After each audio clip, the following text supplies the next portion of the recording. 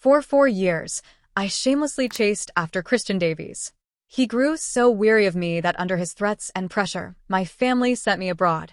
Do whatever it takes to make her stop pestering me, he warned them. Otherwise, don't blame me for being ruthless. They tried everything: drugs, hypnosis, even electroshock therapy. The methods worked. Slowly, I forgot what it felt like to love him. My memories of him blurred, and with time, he became little more than a shadow in my mind. Only then did he ease up and allow me to come home. Since then, I made a point of steering clear of anywhere he might appear. My mother reminded me often, that man with the perfect face was someone I could never afford to offend. But the day I saw him kissing my sister Willow, instinct drove me to lift my phone and snap a photo. The instant the shutter clicked, his eyes locked on mine, blazing with a cold fury. I shrank back into the corner, fumbling for words. I'm sorry, I just thought you two looked good together. Like, shippable. I didn't understand why, but something flickered in his expression. His eyes trembled, uncharacteristically shaken. Ever since I returned from abroad, my head had never felt quite right. I spent my days drifting between sleep and wakefulness, as if wrapped in fog. Sometimes I worried I was ill, but Mom would stroke my hair and say gently, "Don't think too much about it. You've always been a sleepy child, unlike Willow, who's so disciplined. If you're tired, just rest." I tried drowning my fatigue in coffee, but it never helped. That afternoon, as I massaged my temples in frustration, the doorbell rang. The butler, Mr. Henderson, announced, "Miss Willow has brought Mr. Davies home." My parents' faces lit up at once. Dad practically leapt to the door. Mom, too, was about to follow, but she paused, glancing back at me with unease. "Lily," I forced a smile. "I know. He doesn't like me. Willow's engagement matters more. I'll go upstairs. I'm tired anyway." Relieved, Mom nodded. I turned toward the stairs, but halfway there I remembered my untouched coffee.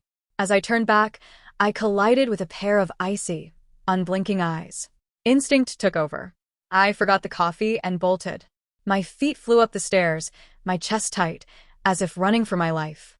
I didn't stop until I slammed my bedroom door, locked it, and shoved a table against it. Only then did my heart slow, pounding painfully in my throat. I didn't know why, but whenever I saw Christian, fear took hold of me. Mom said it was his natural authority, the kind that crushed anyone around him. "Especially someone like you, Lily," she would add. "A pushover. Don't go near him. Christian doesn't like girls who look sweet but have nothing going on in their heads. His eyes are only for excellent women like your sister. Think about what marrying into the Davies family would mean for us. Generations of struggle, gone." I understood. That was why I always avoided him, even if Mom never told me to.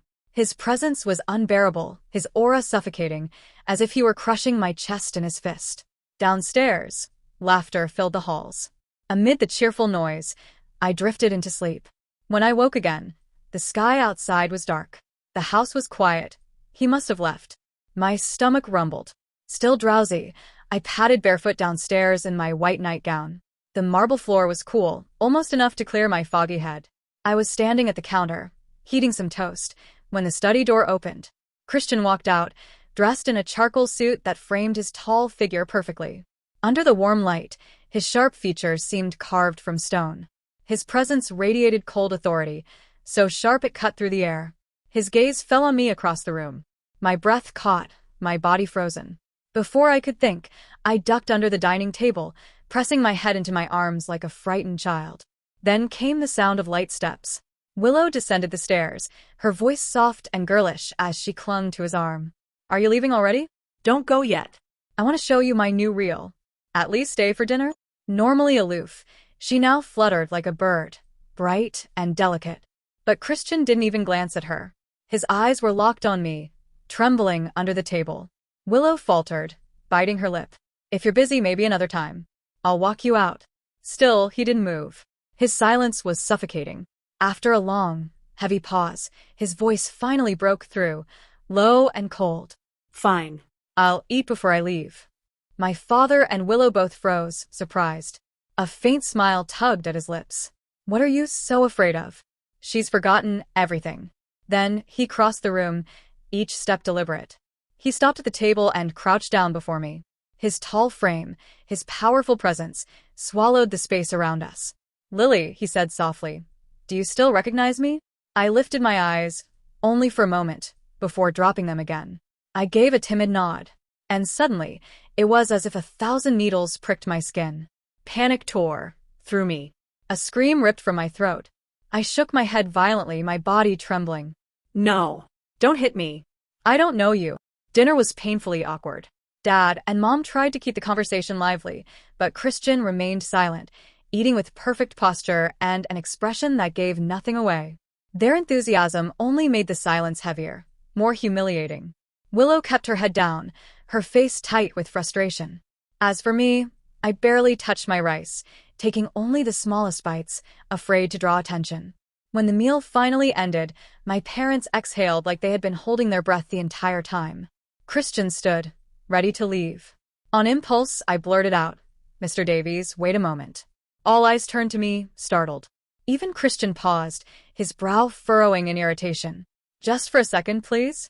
I held up my fingers, showing a sliver of space, as if to promise it would be quick. Without waiting for a reply, I ran upstairs. Moments later, I returned with a small metal box in my arms. Everyone stared as I opened it. Inside lay a pile of items, the most striking being a dozen ID photos. Some were passport-sized, some larger. A few had official stamps, while others had bits of dried glue clinging to the back, as though they had been peeled from documents. Christian's younger self stared back from the photos, his features already sharp, handsome, though still touched by youth. Beneath them were scraps of ordinary things: candy wrappers, empty pen cartridges, cigarette boxes, even crumpled test papers. I held the box out nervously. "Mr. Davies, are these yours? I found this in the back of my closet. I don't know who put it there, but when I saw your photos, I thought it must belong to you." Christian's gaze cut into me, sharp and unreadable. The weight of it made my shoulders slump. Finally, he said flatly, "Not mine. Throw it away." Oh. Okay. I dropped the box into the trash can without hesitation and turned toward the stairs. But then his voice, colder, sharper, stopped me. "Lily, you're doing this on purpose, aren't you?" I froze. "What?" His eyes gleamed with mockery. He let out a low, humorless laugh. "You're a good actress. But don't play this game again. I'm not interested in watching." With that, he left. The door had barely closed when Willow burst into tears, collapsing over the table. Dad's face twisted with pain for her. Then, unable to hold back his anger, he struck me across the face. I wasn't ready. The blow sent me sprawling, my head slamming against the table's edge. A dull buzzing filled my skull as blood trickled down my forehead, stinging my eyes red. "Lily," Mom cried, clutching Willow close, her voice trembling with both sorrow and fury, "don't blame your father. Tonight, you truly let us down. Did you forget how many times I warned you? Why couldn't you stay upstairs? Why speak to him? Do you have to humiliate yourself like this?" I'm sorry," I stammered, clutching my bleeding head. I thought he had already left. "I didn't mean..." Before I could finish, Willow lunged at me, grabbing my collar. Her voice was shrill, hysterical. "Dressed like that, barefoot, flaunting yourself in front of him. And that stupid box, what were you trying to do, Lily? Who are you trying to seduce? Do you even realize who Christian is? Do you even realize what you are? How dare you think you could compare to him? Because of you, I could lose him." Her voice cracked, rage spilling over. "Is that what you want? To steal my boyfriend? To take what's mine?" She shoved me away and stormed toward the door. "Willow, it's so late. Where are you going?" Mom rushed after her. Willow shot me a glare full of hatred. "This house isn't big enough for both of us. If she stays, I'm gone." Mom reached for her, but Willow shook her off. Moments later, the roar of her car echoed from the garage. Mom let out a long, weary sigh. Dad slammed the door so hard the walls trembled. I sat quietly, my voice small. "Should I leave for the night?" Mom hesitated, torn. "Where would you even go?" "A hotel," I murmured. "I stayed in hotels all the time abroad. I'm used to it." I remembered those days vividly. After unbearable treatments, I would sometimes escape the hospital, hiding in the cheapest motels just to breathe. But Willow always tracked me down and dragged me back. After a long silence, Mom finally nodded. "Tonight really was your fault. Go stay out for now. Once your sister calms down, I'll bring you home." In the hotel bathroom, I stood before the mirror, carefully dabbing at the cut on my forehead. The wound was wider than a single bandage could cover, but it was too late to venture out for more supplies. Normally, sleep came too easily to me. Tonight, though, the sting of the injury kept me restless. I tried to remember why I had been sent abroad, but the memories were fragmented. What I did recall was how, from childhood, Willow always outshone me. She was smarter, brighter, dazzling wherever she went. Mom and Dad's hopes naturally rested on her shoulders. Willow had been a child model before growing into a graceful, genius beauty, celebrated everywhere she appeared. Me? Aside from resembling her, I was useless. So I understood their favoritism. They poured resources into Willow, while I stayed in the background. That seemed fair enough. But was that favoritism the reason they shipped me overseas? I remembered the endless pills, the painful treatments, and Mom's voice over the phone telling me, "It's for your own good, Lily. It will make you smarter."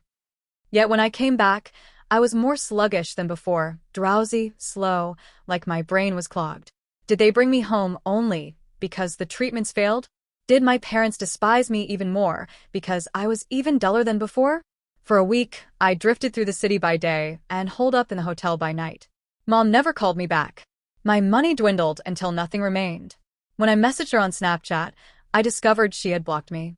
That afternoon, as I sat in the hotel lobby staring blankly at nothing, I noticed a couple near the garden entrance. The man was tall, broad-shouldered, his back to me. The woman beside him had an hourglass figure, her long dress flowing elegantly as she tilted her head up, smiling at him. I only caught half of her profile, but even in the haze of my constant headaches, she seemed radiant. The scene blurred before me, dreamy and unreal. I lifted my phone to capture the moment, only to forget the flash was on. The shutter clicked loudly. Both of them turned. The man's jaw tightened, and his eyes narrowed with hostility. My stomach dropped. They strode toward me, and when they stopped in front of me, the fog cleared enough for me to see Willow and Christian. "Lily, what are you doing here?" His voice was as cold as ever. I shrank under his gaze, unable to answer. "Give me your phone." His hand stretched toward me. I handed it over obediently. Strangely, he unlocked it with ease. I had never understood what my 6-digit password meant, yet he knew it instantly. Christian pulled up the photo, his expression darkening. "Why are you secretly taking pictures?" "Lily, what do you want with Willow? Are you trying to hurt her again?" I shook my head frantically, panic bubbling in my chest. "No, I wasn't, I swear." I knew Willow was better than me. She was extraordinary. I never thought of competing with her. But Mom once said that at her film premiere, I had appeared too elaborately dressed, and reporters compared us. They said Willow was refined and ethereal, while I was innocent and bright, with a wider range for roles. That single remark cost Willow the lead role she had secured. In the end, the part went to neither of us, but her chance at stardom vanished. From that moment, Willow hated me. She believed I had stolen her spotlight, undermined her success. But the truth was, I hadn't gone to outshine her. I had spent every penny I had to rent a gown because I didn't want her to be embarrassed by me. I only wanted to watch her shine. It didn't matter. No one believed me. My family looked at me with disappointment, each word of "there's a stone" pressing down on me. It was suffocating, like a nightmare I never wanted to relive. "Please believe me," I whispered now, clutching Christian's sleeve with trembling hands. "I didn't mean anything. I wasn't trying to hurt her." His brows furrowed. "Lily, are you still pretending? You didn't really lose your memory, did you?" "I don't know," I cried. "I don't know what I've forgotten. But I swear I don't remember. Some memories were sharp, others broken, full of holes I couldn't patch. What I had lost, I truly couldn't recall." Christian lifted the phone, his lips curling in a cold smile. "Then explain this. Why did you photograph Willow and me? Was it to sell to the tabloids, ruin her reputation, destroy her career?" His contempt cut through me like a blade. The way he looked at me, like I was something filthy, something crawling in the gutter, made me shrink in shame. Tears blurred my vision as I stared at my bare feet. My voice broke. "I'm sorry. I only thought you two looked so good together. Like a perfect couple, like something out of a fairy tale." The words slipped out before I could stop them. Christian's grip on my wrist suddenly stilled. His eyes, usually so cold, trembled as if something inside him had cracked. "What did you say?" That evening, with nowhere to go, I tried sneaking back home, hoping Willow might forgive me. Maybe then I could return. Did Mom forget I was out here wandering?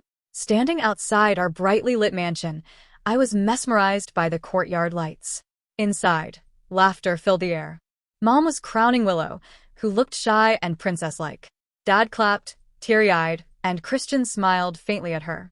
The chandelier's warm glow made it a perfect scene of happiness. Then it hit me, it was Willow's birthday. And mine too. We're twins. Growing up, we always shared birthday celebrations, but Willow was the star. She blew out the candles, made the wishes, and got all the attention. I only got a slice of her cake. Once, when I blew out the candles first, Willow cried, and Dad angrily threw the cake off the table, shouting that no one would eat. Later, they took Willow to a fancy hotel to redo her birthday. I ate the smashed cake off the floor. Looking at the mansion, I realized Mom hadn't forgotten her daughter. She'd forgotten me, the one who wasn't Willow. Wiping my tears, I left. With no money for a hotel, I slept on a bus station bench in the cold spring rain. I think I caught a fever. In a haze, I dreamed I was 18 again. That day, my teacher praised my essay in class, saying it had a special spark. It was also my birthday. Excited, I bought a small cake, hoping to share it with Willow. She could blow out the big candles, I'd take the small ones, and maybe make my own wish. But when I got home, the house was empty. On TV, I saw Willow's big birthday bash in the Capitol with Mom and Dad. They'd forgotten me. That night, I wandered the streets with my cake, hoping someone would wish me a happy birthday. No one did. Feeling hopeless, I headed to the city canal. There, I saw Christian standing on the railing, looking fragile in the wind. I jokingly asked if he was trying to die too, and offered to share my cake before we jumped. He looked at me blankly, then hopped down. For the first time, I had my own birthday. I made a wish, blew out the candles, and shared the cake with him. We got drunk on his beer, and I laughed and cried, pulling him toward the river, joking about timing our jump. But Christian smiled and said he didn't feel like dying today. He carried me home, and as he left, he softly said, "Happy birthday, little crazy." Later, I learned Christian was the only son of the Davies family, carrying the pain of his mother's death and his father's betrayal. Like me, he was lonely, his brow always heavy with sorrow. Seeing him felt like seeing myself. I wanted to be close to him, so I followed him, boldly confessing my feelings, hoping to show him someone loved him. But he stayed distant, and I thought he was just shy. Then, at Willow's show premiere, she announced Christian as her boyfriend. I was stunned, feeling like a fool in a comedy I wasn't invited to. I ran out, interrupting her interview. Online, people noticed my resemblance to Willow and said I had a natural spark, even voting me as better suited for her role. For the first time, I wondered if I could fight for myself, just once. I asked Christian if he could love me if I were the lead actress. He mocked me, saying I was selfish and that acting was Willow's dream. He claimed he only cared about me to protect Willow's career, not because he liked me. His words cut deep, but I didn't believe him. I'd seen him relax around me, smile softly. Even if he didn't love me, I knew he didn't hate me. My hopes were that small. Just knowing he didn't hate me sent my heart soaring. I became obsessive in my devotion to him. If anyone spoke ill of him, I would defend him fiercely. If it was his turn to do chores, I refused to let him lift a finger, convinced he was too extraordinary for such mundane tasks. I memorized the dates of his mother's birthday, her death anniversary, his own birthday. I kept everything he discarded, candy wrappers, pen cartridges, cigarette boxes, even scrap papers, as if they were precious relics. I once told him humbly, "It's fine if I exist only as Willow's stand-in. Just don't cast me aside." Eventually, Christian's patience ran out. "Lily, do you have no self-respect?" he shouted. I smiled faintly, replying, "You wouldn't understand.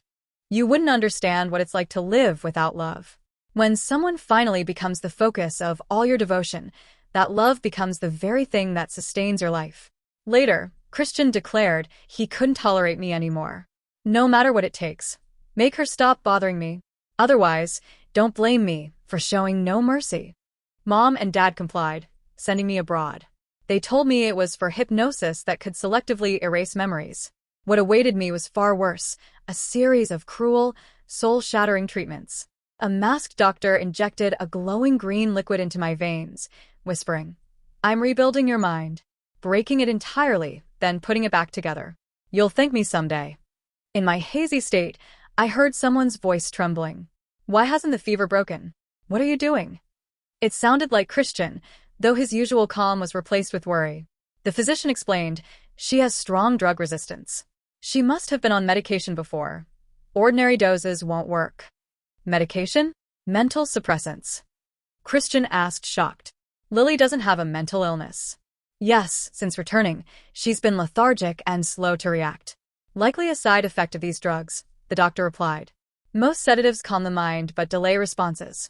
On top of that, she's suffered severe physical trauma. Christian's gaze froze, icy and unreadable.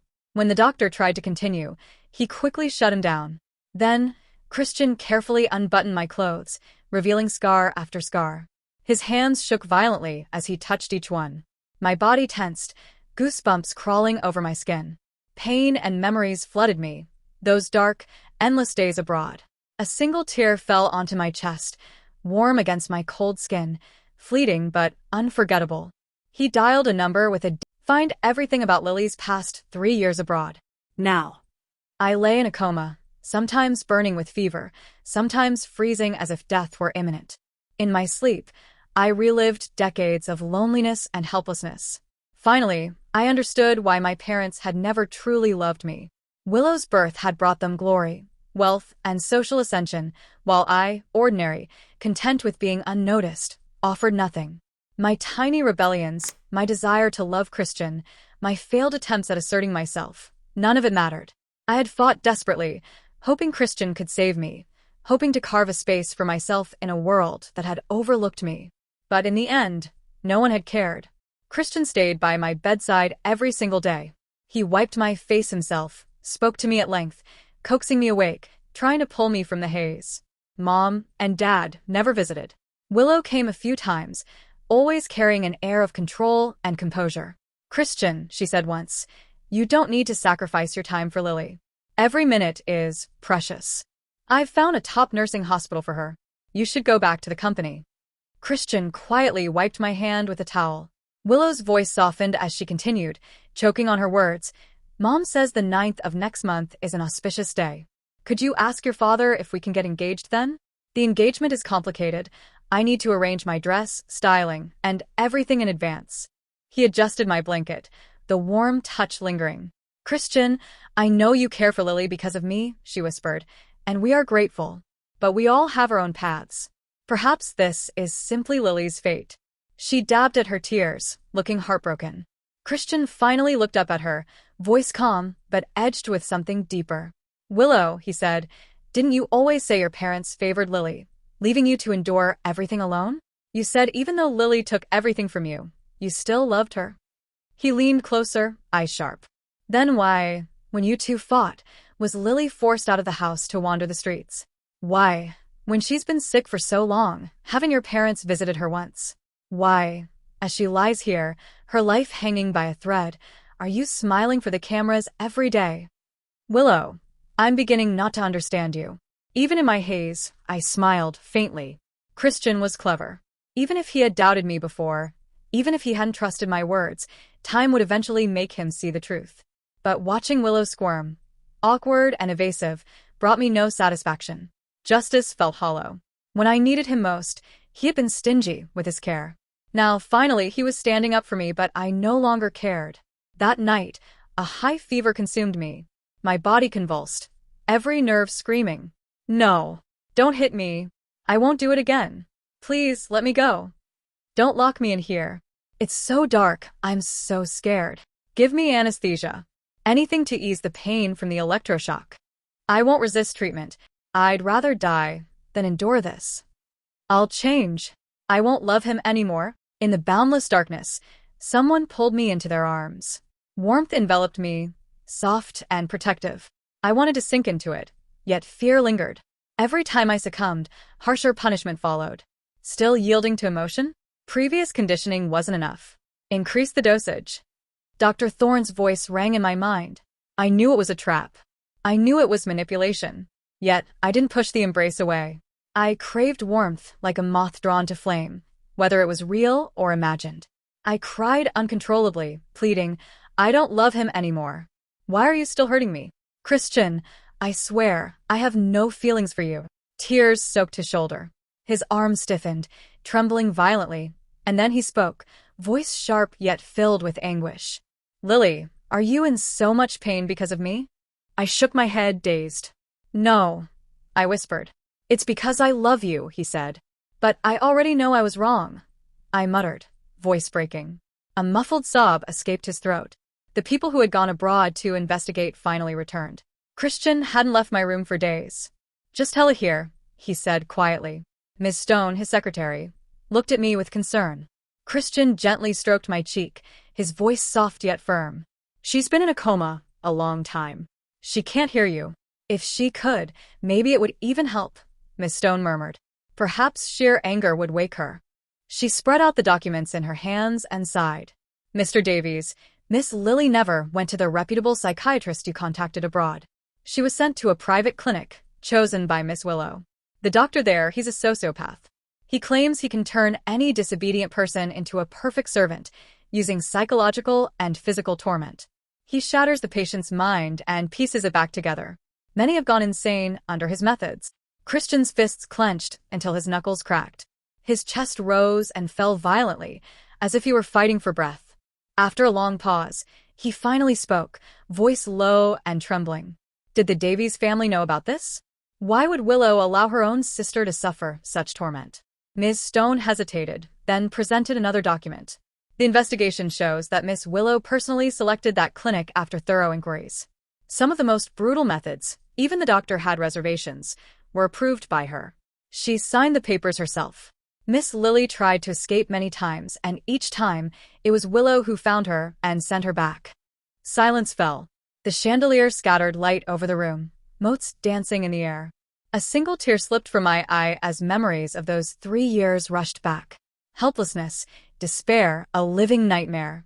Ms. Stone handed Christian my diary. She realized her memory was slipping, Ms. Stone explained. She wrote everything down to help herself remember, but later forgot the diary itself. Christian took the notebook, hands trembling. He read each word carefully. The CEO, rarely showing emotion, laid his head on my blanket and sobbed uncontrollably. September 18th, 2021. Today, I forgot several times if I had eaten. I can't remember why I was sent here. My memory is getting worse every day. I secretly found a notebook to write down everything. Each morning I'll read it so I won't forget. September 20th, 2021. The attending physician showed me a photo of Christian Davies. I shyly said, Christian Davies, the man I've loved for 4 years. That day, I endured the heaviest punishment. Every glance at him sent sharp pain through my body, yet I couldn't stop missing him. The doctor told me to forget him. Ridiculous. He's Christian Davies. December 24th, 2021. The doctor showed me his photo again. I hesitated, then whispered, Christian Davies. That night, I read my diary under the covers. I remembered that fluttering, blushing feeling of love. Thank goodness, I kept the diary. May 3rd, 2022. The doctor showed me a photo of Christian and Willow kissing. I recoiled in fear. Each image of him brought unbearable pain. He became a monstrous figure in my mind. Yet I still longed for him. November 7th, 2022. Willow came again. I begged her to take me away from the torment. She showed me a glamorous photo of herself and asked, Lily, do you want to be an actress too? I nodded, longing. Her expression darkened. Lily, you never change, she said. That day, I was locked in a dark room for 5 days. When I emerged, trembling and vomiting, Willow mocked me, asking, Do you still dare to covet your sister's things? I shook my head, desperate. I wet myself. I don't dare anymore, I whispered. I'll do whatever you say. Please stop torturing me. Please let me die. Willow's smile was saccharine. What are you saying, little sister? Murder is illegal, you know. And I'm a public figure. How could I break the law? The diary ended abruptly on Christmas night. February 9th, 2024. I'm locked in the attic on the top floor. Fireworks scatter across the sky. I feel confused. Have I lived here forever? Why is everyone laughing so loudly? Who wrote this diary? She loves Christian so much, cries and laughs for him. She's funny, pathetic, crazy. If I meet her, I'll tell her. Emotional fluctuations are forbidden. Injections, pills, punches, and kicks await you. A sticky, salty liquid dripped onto my neck, making me feel uneasy, but I couldn't move or open my eyes. The discomfort was unbearable, like ants crawling in my heart. I wanted to end it all, but my body wouldn't respond. Suddenly, a heavy weight pressed on me, suffocating me. Someone shouted, "Mr. Davies, what's wrong?" and called for a doctor. The weight lifted, and I could breathe again. I drifted back into sleep. Later, a familiar scent returned. A man, smelling faintly of alcohol, sat by my bed. He spoke more than usual, his voice heavy with regret. "Lily, you must hate me," he said. "I avoided you when you loved me, stood by when you were in pain, and said I hated you. But when you said it was enough that I didn't hate you, with tears in your eyes, my heart hurt too." He confessed he liked me from the night we met by the river, when my will to live seemed even weaker than his. I smiled through tears, sharing my small birthday cake with him, giving him the best piece. He said my sparkling eyes and kind gesture moved him deeply. No one had treated him like that since his mother died. Carrying me home that night, listening to my chatter about TV shows and a rescued cat, he felt alive. He wished the walk would never end. But he felt ashamed. He had just accepted Willow's confession, yet he liked her sister. Hating his father for cheating, he feared he was betraying Willow too. So, he pushed me away, resisting my warmth because it drew him in too much. In the end, he made a choice he regretted most, sending me abroad. His voice broke as he held my hand and kissed it. "Today, I'm getting engaged to Willow," he said. "But I've never loved her. I was only with her for her reputation and the Davies family's business. Using her was my fault, but she's not innocent either. Today, I'll take everything she values and ruin her forever." They said Christian played a long video at the engagement party. It was all about Willow. Willow's academic fraud, the carefully crafted genius image she had built crumbling before everyone's eyes. Willow using any means, seduction, manipulation, to land roles, her ice-pure reputation utterly destroyed. The video focused on how, out of jealousy for her full-blooded sister, Willow had sent me to an unlicensed mental institution abroad, subjecting me to 3 years of unimaginable torment. The guests gasped. Willow, dressed in luxurious fabric, was forced to the ground, her face pressed against the polished floor. She could only watch helplessly as the video streamed to more and more people. She cried hysterically, the sound echoing across the hall. By evening, the revelations had escalated. Videos of my mother soliciting prostitutes leaked online, evidence of my father's tax evasion submitted. The Davies family, once untouchable, collapsed utterly overnight. The next morning, my parents finally appeared, having been absent for the entire time I had been ill. They carried a grand cake, tears streaming down their faces. They admitted their mistakes to Christian, begged him, pleading for my sake, to spare the Davies family. They promised a grand birthday celebration to make up for 25 years of neglect. Christian looked at the 3-tiered cake, his expression cold. "Lily is allergic to mangoes. As her parents, didn't you know that?" Mom and Dad froze, embarrassed and shamed.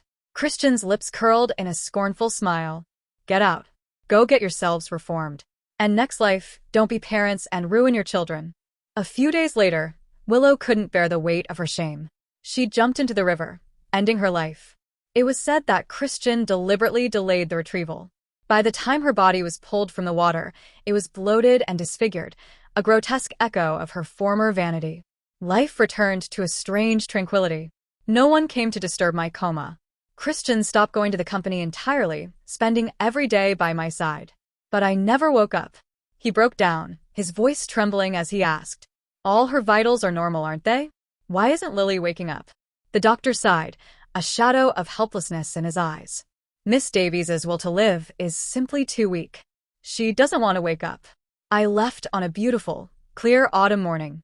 The wind was gentle, and everything felt hushed, almost lethargic. I stretched lazily across the sky, finally free. I had endured too much suffering in that life. For the next, I was allowed to choose my family. I watched for a long time before making my choice. I picked a pair of unfortunate parents, poor and downtrodden, yet overflowing with love. They cared for every detail, her feelings, her shoe size, holding her gently on stormy nights. They were so gentle, so kind. But their child had died young, leaving them heartbroken, their lives half empty without her. "Them," I whispered. Just as I ran toward my new life, I felt a familiar presence behind me. Christian. Had he truly committed suicide to follow me? He's so annoying. He ruined my last life, Was he going to ruin this one too? I quickened my pace, racing toward rebirth. The Creator's voice called after me urgently. I can grant you one more wish. Money? Status? Beauty? Wisdom? Choose before you leave. I didn't dare look back, waving my hand frantically. I don't want any of those.